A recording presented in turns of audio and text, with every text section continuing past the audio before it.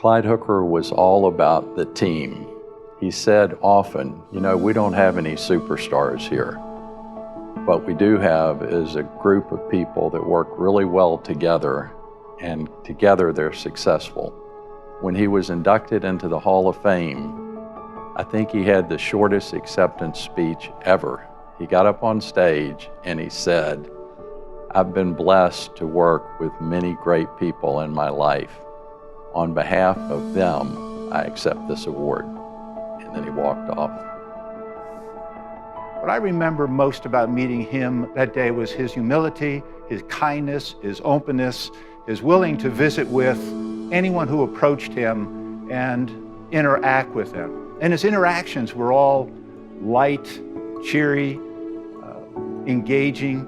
You felt like when you talked to Clyde, you were the most important person in his life at that moment because he gave you that focus, he gave you that time, he gave you that attention.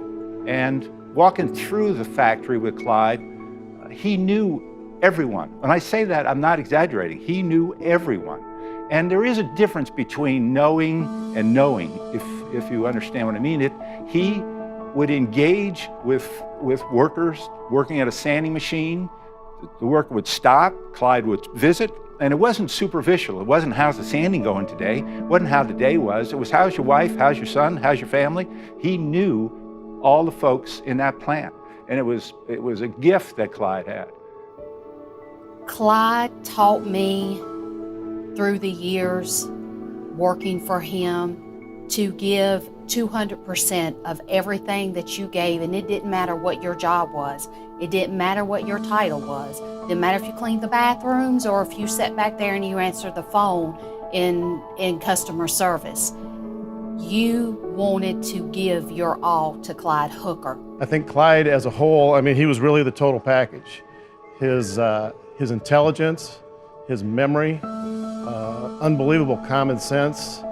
He was just the go-to guy for any kind of question you might have. And I think his humility, integrity, everybody respected Clyde Hooker.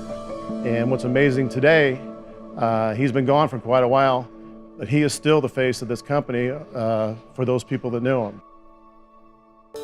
J. Clyde Hooker Jr. was a furniture industry statesman, community benefactor, decorated World War II veteran, and the visionary leader of Hooker Furniture from 1960 to 2000. After his retirement, he remained active with the company as chairman emeritus until his death in 2010. Clyde left a legacy of core values that are an enduring compass for Hooker Furniture. No matter how you define a life well lived, Clyde achieved extraordinary success. His numerous trophies, honors, and awards include a Bronze Star from his service in the European Theater of World War II, the Pillar of the Industry Award, induction into the American Furniture Hall of Fame, and a key to the city of Martinsville. No matter what awards he received, what mattered most to Clyde was his impact on the lives of ordinary people. Clyde's entire life was a model of how to make a positive difference in the lives of others. He built enduring greatness through his blend of personal humility, integrity, empathy, and professional will. By sharing the impact that Clyde had on the lives of current and former employees, sales representatives, customers, and board members in this video, our purpose is to keep his legacy alive for years to come at Hooker Furniture, along with the timeless core values and practices he personified. Clyde Hooker led the company through years of expansion and innovation during America's golden industrial age and beyond. When he was elected president in 1960, the company had 375 employees and $4.4 million in sales. Upon his retirement in 2000, the company had 2,000 employees, over $250 million in sales, and had already become recognized as one of the most respected furniture brands in the world, with a reputation for innovation and quality. Clyde's ability to build enduring greatness revolved around vital and intentional practices. First was his priority for cultivating relationships. He was a good listener. He was kind, empathetic, approachable, and valued every individual. Second was his ability in motivating people. Central to all Clyde's practices was how he modeled integrity. He was authentic, honest, fair, generous, and consistent. Another theme of Clyde's life was his propensity for taking action. He had a strong work ethic, was decisive, and highly involved in the community and industry. Finally, Clyde led the company to be adaptable.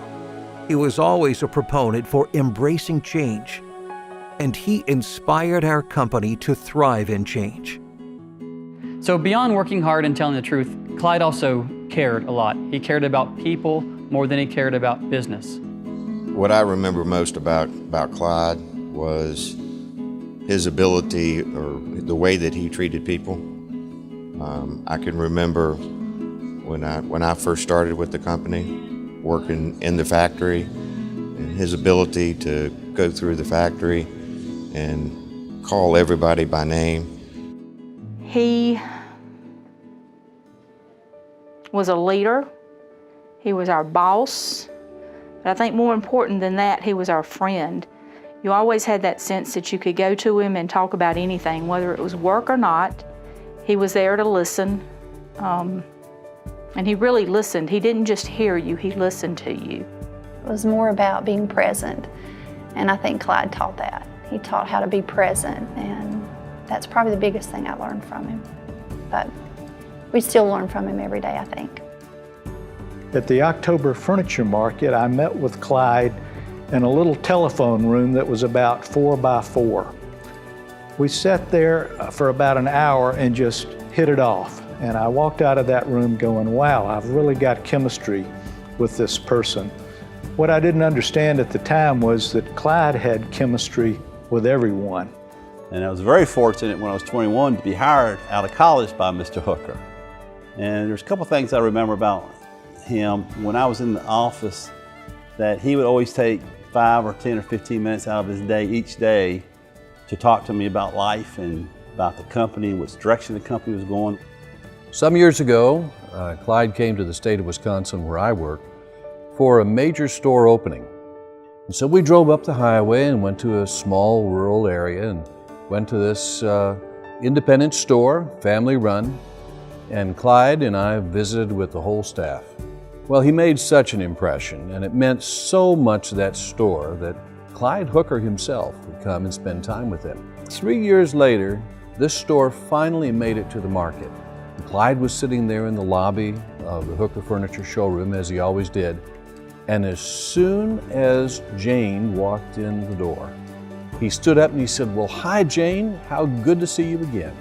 He named every one of her children, he asked about all the staff. Every customer he recognized, and he knew the same things about them, not just how much business they did, but the family concerns for the people in the factory that I've never seen exhibited in anyone else I've ever been associated with. It was quite a privilege.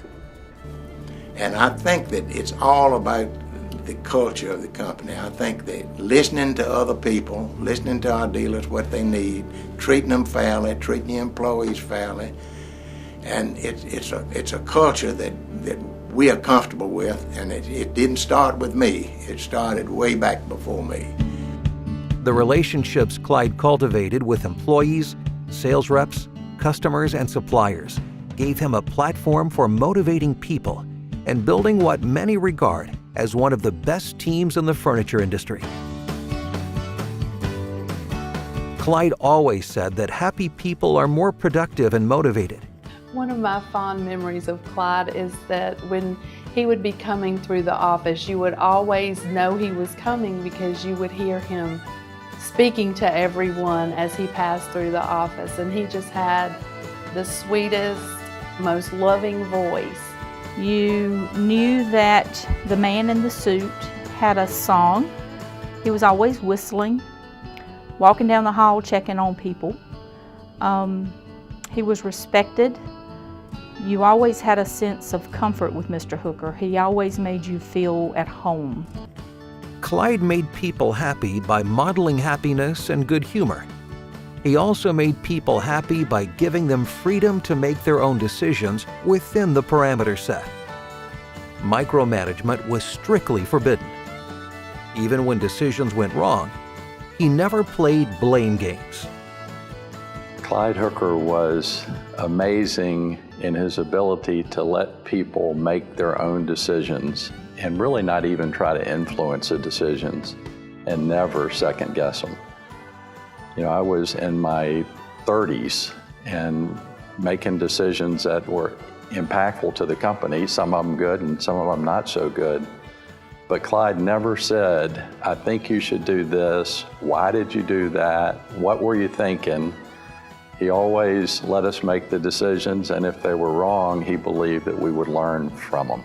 Clyde was proactive in motivating others through awards presentations, yearly letters to the sales reps, and messages or personal notes to employees. The thing I remember about Clyde Hooker that was most meaningful was every Christmas, he would send a letter and not only thank us for the business that we brought to him, but also inquiring about family and knowing family member names. And along with that, there was always that concern that got deeper and deeper into a lot more than business. When we were in the administrative office down on Hooker Street, our department windows looked out onto the manufacturing plant. And on July 4th and Christmas, when they were getting ready to close the factory for the week, they would come out and it would either be sweltering hot or freezing cold. And they didn't take their check and run home. They stopped and listened to what Mr. Hooker had to tell them at their semi-annual speech that he would give. You never were with him without learning something. And anybody that knew Clyde knew what an incredible memory he had. He had just the ability to remember everybody's name, something about them, something about their family. If the kid was good at baseball, he remembered that. If you were a customer, he knew exactly how much business you did this year and what you did last year. And he and Kitty Sue were down once to travel with us. They'd come down for a wedding. And we worked a couple of days before that. And we were out at dinner that night, and my wife Janice was complimenting Clyde on his incredible memory and just the amount of knowledge that he could store. His response was, yeah, but I can't remember to pick up the cleaning on the way home. And that was just the way he was. He was not comfortable with praise on himself, and he wanted to make everybody else better. Ultimately, Clyde's personal integrity was central to all of his other attributes. His morals and his ethics, the way that he translated that all the way through the business. And that was really our foundation, and our culture was based on doing the right thing, no matter what. His motto, Clyde's motto, was always work hard and tell the truth. And that's what my father did every day. And that's what he told me I had to do. It was very simple. He said, Matt, if you want to work a long time for this company, you just have to do two things: work hard and tell the truth. He taught me it's about respect and integrity. He said, if you treat everybody with respect and integrity, they'll treat you with respect and integrity. And I've always carried that for the 25 to 30 years I've been with Hooker Furniture. Clyde Hooker's pursuit of integrity began at an early age. He was the first Eagle Scout in Henry County, Virginia. And I have a 15-year-old who's a Boy Scout. And I always impress upon him that if Mr. Hooker could do it 80 years ago, that he could do it in today's time. And I have a 50-year-old who became an Eagle Scout at the age 15. We have a certain number of seconds allotted to us each day. I think Clyde used every second of his day for helping others, showing compassion and kindness. Proverbs 22:1 came before me. and I think it represents the man that Clyde was. If you must choose to take a good name rather than great riches, for to be held in loving esteem is better than silver and gold. No matter who he was talking with, he displayed the same authenticity, the same kindness, the same insight, the same resolve, the same courage. His integrity, the force of his integrity was so great that he projected that integrity upon the Hooker brand itself. Perhaps because Clyde's character was grounded in integrity, he never hesitated to act and was always decisive. Clyde Hooker had a saying for when things were tough, and he learned it in the Army. He said, when you're in a foxhole and you're getting shot at, do something. If it doesn't work, do something else. But the worst thing you can do is nothing. And that's how Clyde liked to do business. He was very decisive. He would take care of business today. He didn't make an appointment for next week and carry things out. He would roll up his sleeves and get it done and move on to the next job. While Clyde was decisive in business, he was just as quick to take action to invest in the community or to help a person in need. So I have a full circle type story with Clyde and the Hooker family. Hooker Furniture has a foundation called the Hooker Educational Foundation, and that's where they provide scholarships for the spouses and the children of the Hooker Furniture employees to use towards their first undergraduate college degree. And I'm one of those children that was selected to receive the scholarship. The first week that I was here, Clyde stopped by my desk and told me that I was the first Hooker Furniture scholar to ever return and work for the company, and that he was, with me, he actually was seeing a return on his investment. But it was just a couple of months ago, and someone came up to me and we started talking. It was a stranger. I didn't even know this person. They were from out of town. And the person looked at me and smiled, and he said, well, you know, let me tell you a story about that. He said, I was a short time worker in the factory at Hooker. His father had worked here a number of years. And I think he said he was working at Christmas. And he said they handed out Christmas bonuses. And Clyde came out and spoke to people. And then he came up to me and then noticed that other folks had gotten a Christmas bonus, but I really didn't. And nor did I expect it, he said. And the next thing I knew, Clyde had gone back into the office and had them cut me a Christmas check. Clyde Hooker was a man of action. This was true whether he was making a business decision or whether he was quick to help someone out or to make a contribution to the community. He established or helped establish several college scholarship funds. He served for many years as a trustee of the First United Methodist Church in Martinsville, generously gave to the Piedmont Arts Association and the Martinsville SPCA. Hooker Furniture has long been a corporate leader in local United Way campaigns. Just as Clyde was quick to do good, he did not shy away from or fear change. In fact, he embraced change. He was a true general manager. He knew as much as was going on in the rough end where the rough lumber was cut as he did out in the field where our sales representatives were selling furniture. He had his finger on the pulse of every bit of this company. As the company grew, one of the things that I respected about him was the fact that he understood that he was going to have to let go. He started surrounding himself with people that had good talents, and he let go of all that hands-on work that he had done for so many years so well. That is the one thing I think that always struck me about Clyde, and I saw many times over the years the same willingness to adapt to change. Clyde's example of thriving in change helped establish Hooker Furniture's reputation as an early adopter. Many in the industry have looked to Hooker Furniture's leadership and innovation through the years in the areas of manufacturing, technology, sourcing, product development, and environmental stewardship. It's been a very unusual trip, but it still goes back to people. You're no stronger than the people. And over all those years, we tried to hire the best people we could get. He taught us to lead, to listen, and to love. Those who drink the water cannot forget the one who dug the well.